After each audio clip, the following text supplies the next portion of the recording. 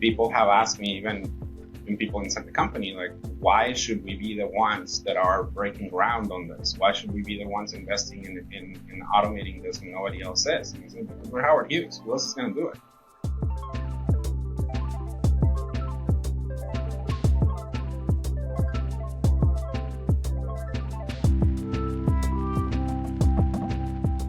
Hey folks, welcome back to Agents of Scale. This week we are joined by a fantastic guest. This is Carlos Olea. He is the CFO of Howard Hughes. Carlos, welcome to the show. Thanks, mate. Pleasure. Carlos, so you have a fascinating background, but one of the things that you have been doing a lot of is just constantly thinking about efficiency and automation and how you can sort of get more out of what you your days. Like, where did this come from? It's something that I've had my entire life, and for most of it, I didn't really know what to do with it. I was an annoying kid looking at other people, like whether it was my mom in the kitchen or me getting groceries out of the car, thinking, I think I took one step too many. I can do it in fewer steps. Or if I had started on the left instead of the right, it would have been faster. And just my mind was always working like that. And I honestly, I struggled for a long time. I didn't struggle. I thought of for a long time, like, what do I do with this? It was almost like an annoyance, something that was just pinging me in the back of the head throughout my day. And then somehow, not thinking about that at all, but went to school, became an accountant, an auditor, and in many different things, I ended up finding out what to do with it. So now I do the same, but mostly with business processes and with back office operations. So I finally have a use for that an annoying, nagging feeling in the back of my head that I've had throughout my entire life. Do you have any interesting stories from when you were younger where you were just trying to shave off second tier? I'll give you an example for me. Like if I'm driving home late at night, coming from somewhere, I will switch lanes from the highway to take the innermost curve every little step of the way, just to shave off little bits of seconds here and there. It probably doesn't matter in the grand scheme of things, but my mind can't not do that. Yeah, I know what you mean. Well, when I was in high school, I worked in construction for a summer, and I figure out, we used to have this massively long extension cords to use our power tools in different parts of these warehouses that we were installing electricity on. And I figure out at the end of the day how to wrap them up in a more efficient, faster way. Mm-hmm. And my only reward was that from then on, I had to do it for everybody. So I learned to sometimes keep my ideas to myself. Oh, there you go. So one of the things you sort of have done is you've spent decades building up this mental inventory of processes that you sort of wish you could automate. Can you talk about what that looked like? What processes in the back of your mind where you're like, oh, I wish this was better. I wish this was better. I wish this was better. And did you actually keep track of it? Was it only in your head, or were you keeping track of it somewhere? How did this go? It started in my head. When I was an auditor, it was in my head because I really had no intent to put it down on Excel or a diagram or whatever and think about it more, because as an auditor, I was not going to be able to change the way my clients operated. So I would just see things like, their process to approve a sale has way too many steps. They could address the same risk in a different way and cut down the processing time and what have you. And before, some people around my age will remember, before Sarbanes-Oxley, you were able to, you actually gave sometimes your customers, your audit clients, a written document that says, oh, he's other stuff that I saw that could make your operations better. After Sarbanes-Oxley, that went away. You were no longer allowed to do that. It was not an admissible service. So I didn't have no incentive to actually do anything with it. It was only when I moved to industry that I was responsible for some of these processes, and I started thinking, how am I going to apply these things? And I would run into sometimes technological limitations, or sometimes the technology existed, but I was not going to have the budget for it. So I started creating this backlog of typical back office operations, anything from how do you deal with cash and get contracts approved, get vendors onboarded, fixed assets, so all of the typical processes, HR and all sorts of things. And then is when I did start creating an inventory, and I had them categorized by things that I could fix now, but I don't have budget for, things that I cannot fix now, even with all the money in the world, because the technology didn't exist. And the big unlock started to happen in the last 3 years when the technology started to be widely available and cheap, quite frankly, that I finally said, all right, it's time to bring up that list again and start tackling one by one. And I've just been having a lot of fun doing that. What was the big unlock for you where you started to think this new technology, AI, LLMs, actually could start to make a dent in this checklist of ideas you had? Well, I think it's mainly two things. One was that it truly breaks the monopoly that people that knew how to code used to have, and to open it to someone like me, because in the past I would have to go to someone in IT and say, hey, can we do this? Can we create an automation that does whatever, right? And if they said no, I kind of had no recourse. I'm not an expert. I don't know how to code. That's not what I do. I'm an accountant. And so it would end there. And now with this technology, what I realized, it was completely different. I could actually figure out how to do it. And I could then go to an IT professional for deployment and say, I want you to do this. And even if they said, no, that cannot be done. No, it can, because I have the Python code. Like, and here it is. It completely, it was very freeing. Like now I can actually do it. But then also the fact that it was accessible. Like, it's not millions and millions of dollars. Yes, some use cases require a lot of investment, but there are a lot that you can do with low-hanging fruit that are very cheap. And you just have to apply your imagination to solving a problem with the tools that you have. And largely, you're going to find a better version, even if it's not the ultimately best version, because maybe you do need a lot of budget for the ultimately best in the Nirvana state. But you can find significant improvements with very little money, as long as you're willing to challenge the preconceived notions and the way it's been done, which sometimes is not that easy. But in my experience, if you can do that, you end up in a better spot. Yeah. What was the first thing you automated? What was the first thing you built? The first thing I built that was end to end was really very simple, and it was just looking at different bits from different vendors and figuring out, doing the analysis to figure out which one had the best. It was really actually fun for me, but the best value for money. Because it was super easy to build something that tells me which one's the cheapest. But I wanted to parse the details behind it to try to create like a weighted average, so to speak, to give me the best value for money and bring me the best three. And so I wasn't reading, 25. I could just focus on the three that were giving me the best. And there was an introduction where I said to myself, oh, this is really powerful. Like, this is actually reading and understanding documents. If it does that well, then imagine what I can do with all sorts of contracts and leasing. And that's where it started to move to like bigger things that more data heavy and data rich. Yeah. It's interesting. One of the things I see with the folks who are most successful is they usually do start with something very simple. I find that folks that sort of say, I can't work, etc., they're usually trying to boil the ocean, and they get frustrated too early. But the folks who find kind of just some small thing, they can start with that simple thing, and then they can start to ripple out from there and solve bigger stuff over time. Yeah, I couldn't agree with that more. And I actually think, you can use it for something fun too. Just the fact that I focused on something that some people would say, well, that's not interesting at all. It still demonstrated the capabilities, right? But I know people who have used it to like create vacation plans. And whatever you want to do, you can extract lessons from whatever you're using it that you can then deploy elsewhere, as long as you're thinking about the lessons, right? You could say, oh, it's really cool that ChatGPT can give me recommendations in Rome and build a day-by-day schedule for me, and you can end it there.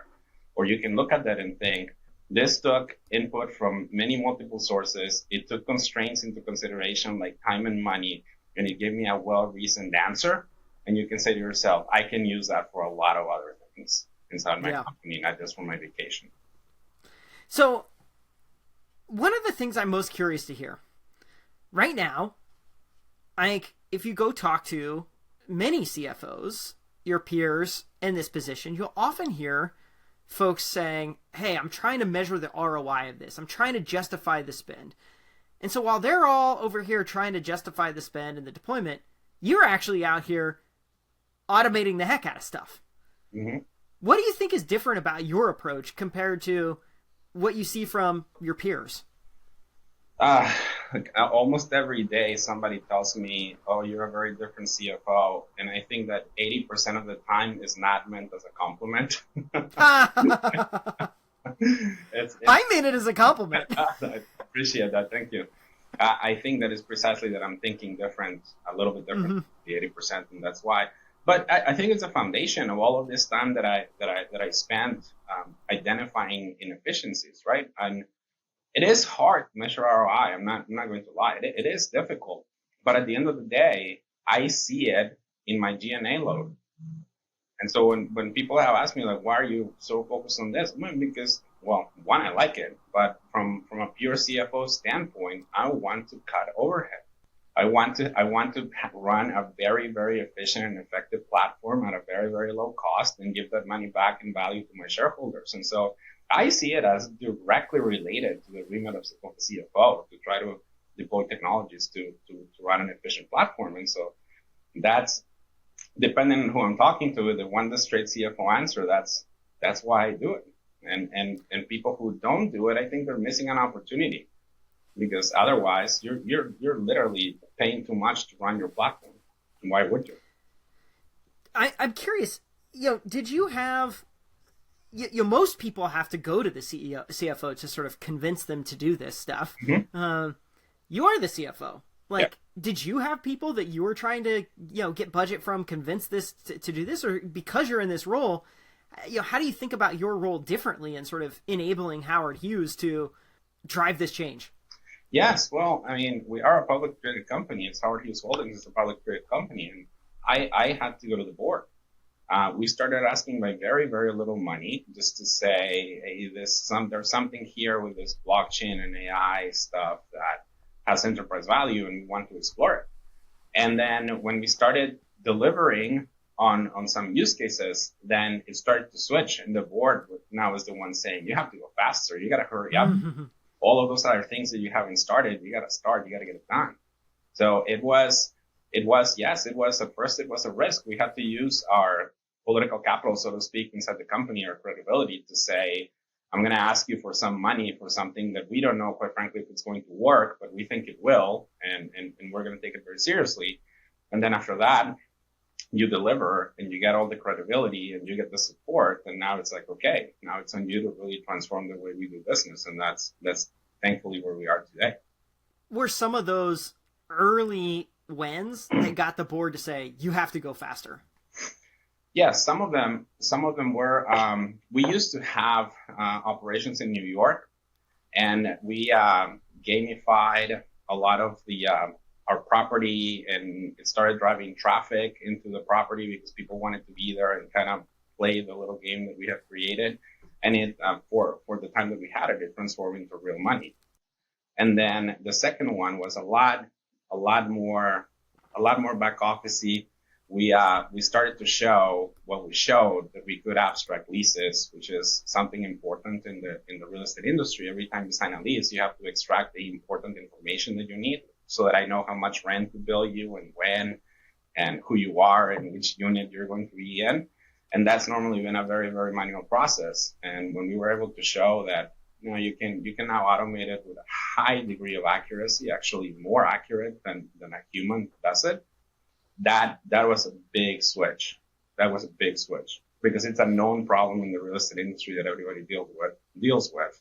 And when we showed that we could do it, then I think everybody took a breath and said, all right, these guys are for real. We gotta start paying more attention. We gotta support them.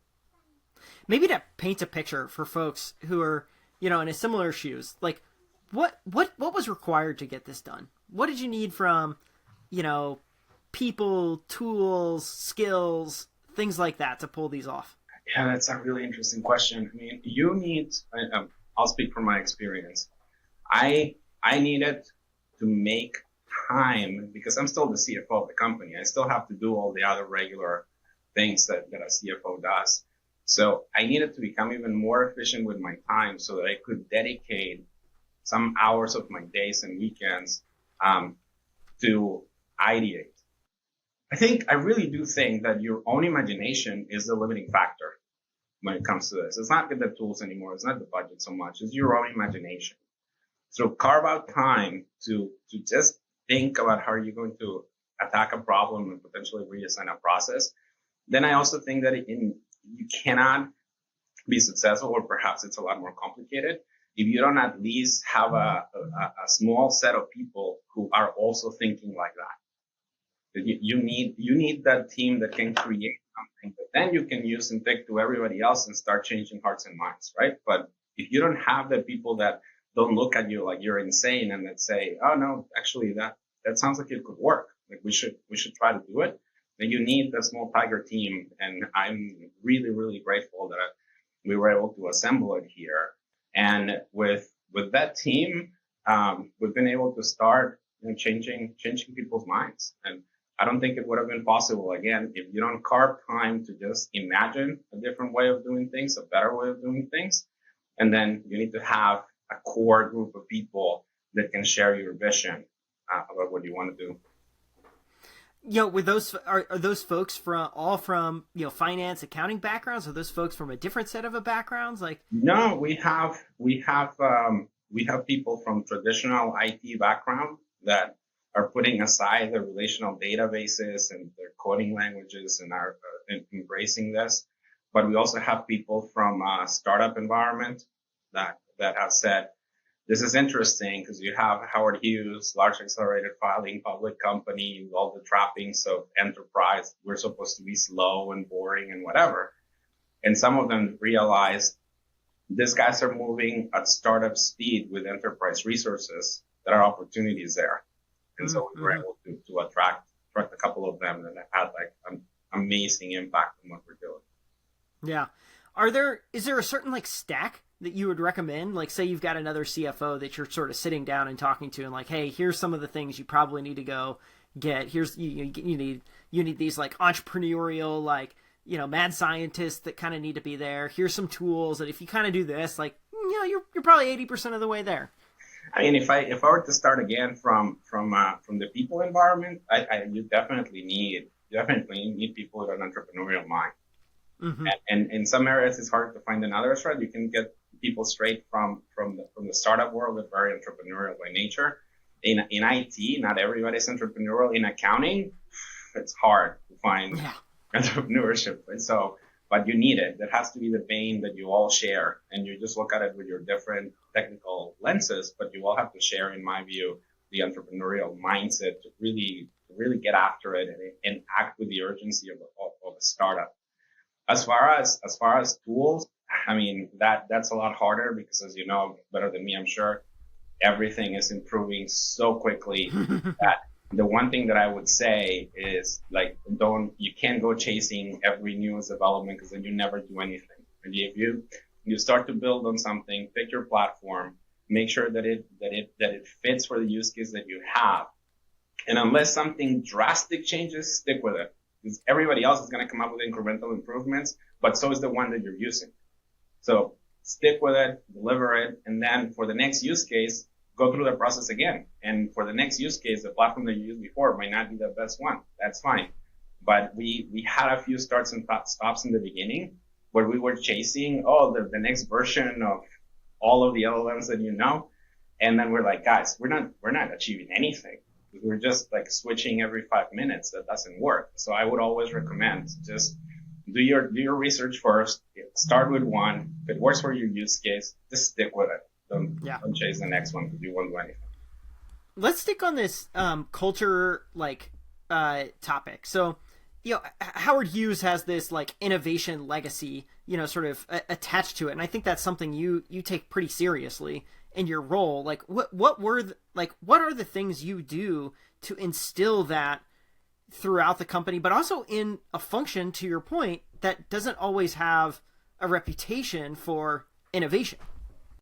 Yeah, well, the first one is, yes, you're right. I mean, I take very seriously the work for Howard Hughes, and people have asked me even in people inside the company, like, why should we be the ones that are breaking ground on this? Why should we be the ones investing in automating this when nobody else is? And I said, because we're Howard Hughes. Who else is going to do it? If Howard Hughes were alive, he'd probably be very disappointed that I haven't done it already. I mean, I carry that legacy with us. I personally do not accept the this is how it's done answer. It's one of the things that people who work with me know that it's just not going to work. I'm not interested in the way things have been done in the past. I'm only interested in the best way of doing things.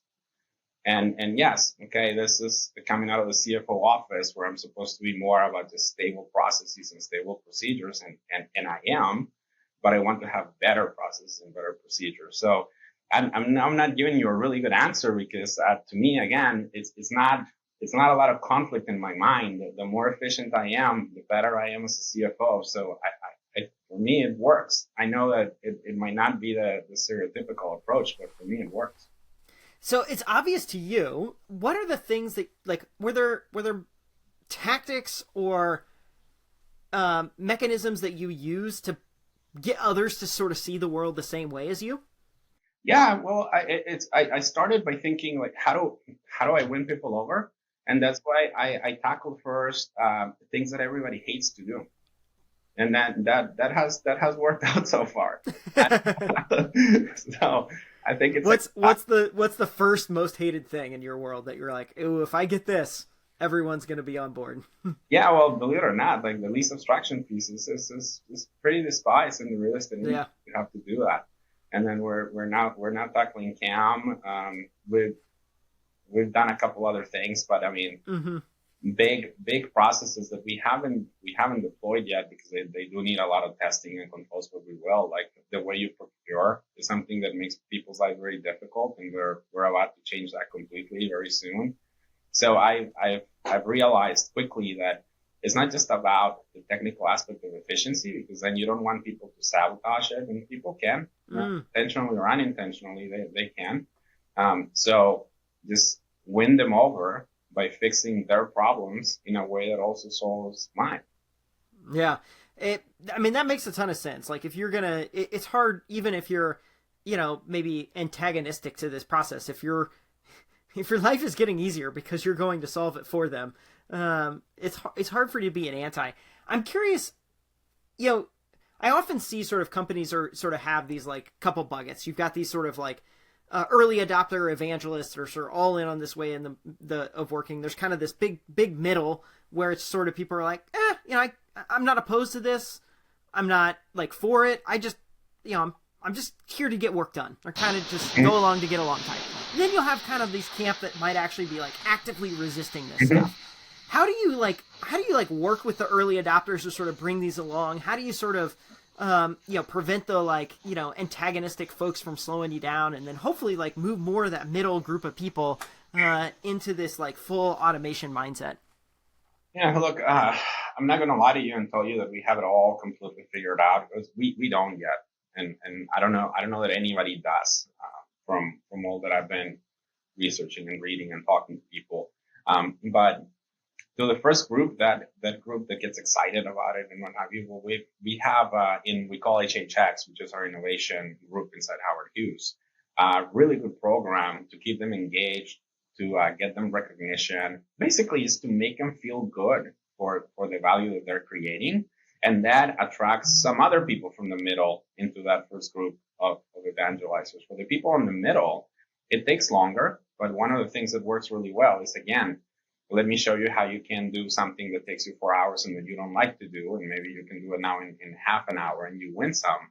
But you also have to think about compensation schemes. And this is something that we're not the only ones who are dealing with this, right? In the typical process that most corporations have, where you're going to get your raise and you're going to get your bonus, how do you incorporate this value creation that people might have generated for the company into that process to make it more of an institutional recognition that using modern technologies is valuable, and we actually even compensate for that. That takes longer. As you can think about that's an enterprise-wide cultural change, and we're going through that process.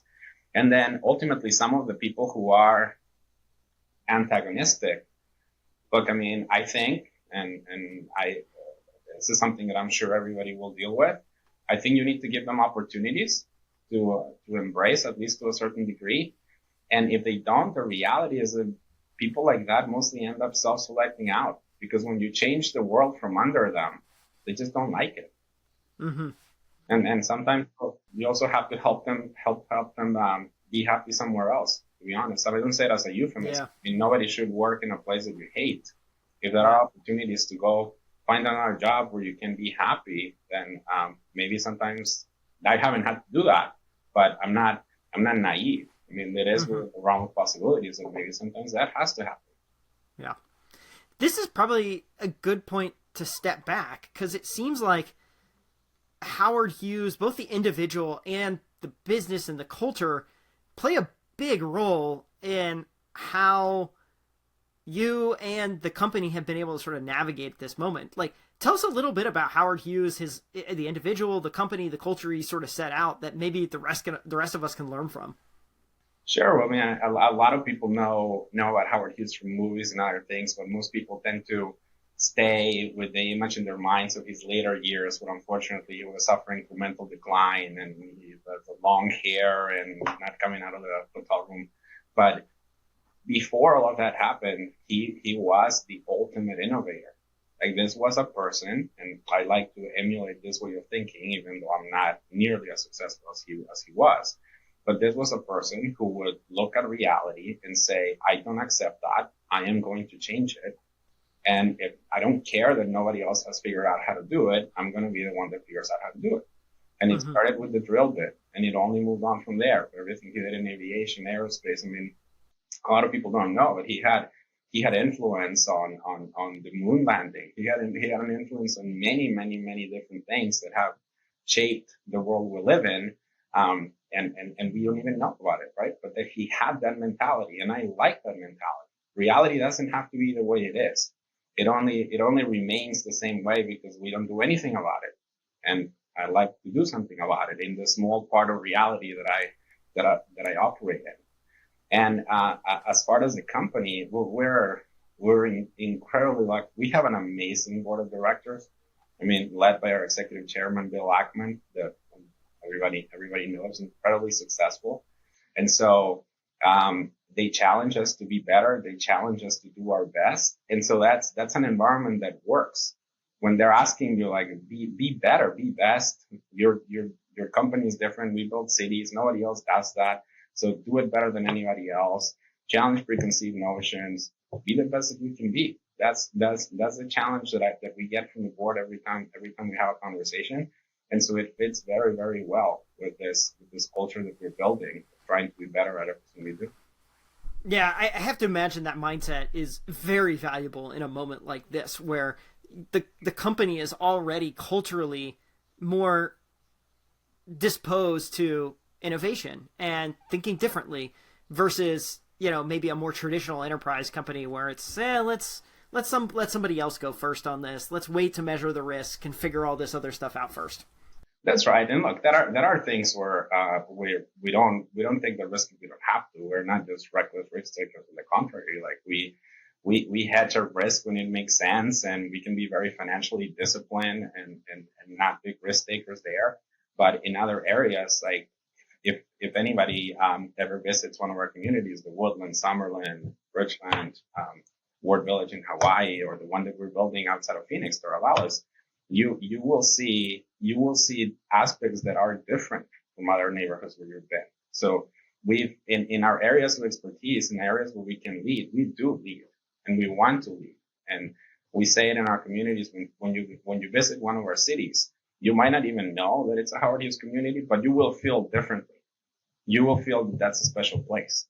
And we take that same mentality in everything we do. And now during this transformation to a holding company, it's incredibly exciting to think about how we're going to bring the same mentality to the new chapter of the company. How do you juggle? You've got everybody excited about this stuff. The company's ready to innovate. You're innovating like crazy. You're building AI use cases left and right. But this is not this technology isn't a silver bullet either. Like, there's a lot of hard work that's required to roll these things out. I often run into individuals who are like, wanting to snap their fingers and say, "Hey, solve this big, hard, hairy, complex thing." And the reality is like, it's not quite there yet. So how do you deal with kind of the messy middle of all this stuff? You might personally have gotten some quick wins, but I'm guessing many others in the company, like, they have to go through their own learning curves as well too. How do you sort of support and guide folks through that? Oh, absolutely. And I've gotten some not quick wins, and I've gotten some losses too. Mm-hmm. It's not a perfect process, but yes, no, I try to I address this with communication and education in many different ways, from informal communication, from formal tech steering committees, from our technology committee of the board, because sometimes, and I think this is where you're getting at, sometimes it's harder to explain what AI and blockchain are not than to explain what they are. People Mm-hmm. think it's magic, right? And you have to say, well, no, in order for that model that you saw at a conference and that you think, why can't we have that? There's probably 5 years of training behind that and a significant amount of money to make it look that seamless, right? So I can't deliver that to you right now. I mean, and sometimes we get technical, sometimes we don't, but in simple terms, we have to try to explain to people that this is not magic and it's not going to think for you. And that use case that you want maybe will happen in a few years, maybe it never will, but it's not where we are right now. And sometimes people also don't realize, and this can get a little sensitive too. Sometimes people don't realize that in some cases they're asking for something, whether I can deliver or not, there is going to completely eliminate their own role. And having a little bit of that kind of conversation of saying, I mean, do you really, said differently, but do you really understand what you're asking for? I mean, you have taken a step back and thought about it. But most of the time, it's not even that. Most of the time, it's just what you said, that people think it's magic, and it's not. And we have to spend a lot of time explaining why we're not saying no just because we don't want to help you, but it's because it's not technically feasible or it's too expensive to do, right? Or it's going to take time. A lot of the things, more than anything, is that yes, that can be done, but one, we have a backlog of projects, so we need to prioritize. We can't do everything at the same time. And then two, it's not going to happen in 3 days. That takes training, it takes deliberate thought, and you might have it at some point, but not tomorrow. You talked about folks removing their own role. I'm curious, if someone was so successful that they managed to automate themselves entirely out of a job and came to you and said that, what would your reaction be? I personally would love it, and I would keep that person, and I would treat the role, and I would say, now you work in HHX, and you're going to help me automate everything else. Yeah, it's so funny. Like, every person I talk to, that's their reaction. And yeah, I think one of the things that is tricky right now is there is some fear of that, hey, am I going to lose my job? You got to automate me out of a job. And I think the practical reality is if you're so good to deliver that kind of value, no way I'm letting you go. Like, I'm going to find the next problem and the next problem after that to go tackle it. Exactly. And then, I don't know, I can't speak for all organizations, but we tend to run lean. Like we try to be a lean organization. So Yeah. instead of people thinking I might be automated away, I'm excited to give them more time in the day to work on other things. They don't know, or maybe they don't know, maybe they forget. We always have a backlog of projects and analysis and research and all sorts of things that we want to do that we don't get to. So I don't see it so much. And again, other organizations might be different, but to me, it won't be, oh my God, I have to take a drastic decision. No, it will be more like, oh my God, finally the to-do list is really going to start to get shorter because we have the resources to do it. Yeah. Awesome, Carlos. Okay, last question for you. What advice do you give to other CFOs, to other leaders who want to go replicate your success? What are the things that they need to do differently to be able to do even better than you did? I love that question. They're going to have to get comfortable. I would say get comfortable embracing risk. We're not trained as CFOs, whether you came up as a CPA like me. Maybe some people, depending if they came through banking and depending on what they were doing, they're very comfortable with risk. But by and large, we're not. We're actually trained to avoid, manage, and transfer risk whenever possible. This is one where if you want to be successful, you have to embrace risk in this area. You have to be willing to fail, which again, for math people, it's very hard to say I'm going to be willing to fail. But if you don't do it, you're just not going to reap the benefits. You have to get comfortable with this risk. You have to get comfortable with failure. Otherwise, I don't think you can make it successful. Can you give an example of what kind of risk that actually looks like for folks? Well, it can look in the different for different people, but for me, the first risk was when I went to the board and asked for money for something that was completely unproven. I mean, think about it. Here you have a CPA. What does this guy know about this? He lives in Excel spreadsheets, asking for money to research and implement blockchain and AI technology. Like, why did they trust me with that? With that request. I didn't have the profile for it, right? I wasn't the chief information officer. I wasn't the chief technology officer. I don't have a background in IT. And here I'm asking for money to basically deploy and research new AI technologies. If I had failed, I mean, I don't know if I would have lost my job, but I certainly would have lost a great deal of credibility. And I mean, I didn't, but it was a risk for me. And in other areas where you actually have to go ask for a budget to deploy an enterprise-wide AI application, for example, and you're putting yourself on the line again. You're asking for money that it's not going to be used for something traditional, quote unquote, inside the company. It carries, again, credibility and execution risk that, I mean, if you're not comfortable with it, then you have to get comfortable with it, rather. I love it. Carlos, thanks for joining us on Agents of Scale. For those of you listening and want to hear more, I hope you subscribe, follow us wherever you get your podcasts, and enjoy the rest of your day.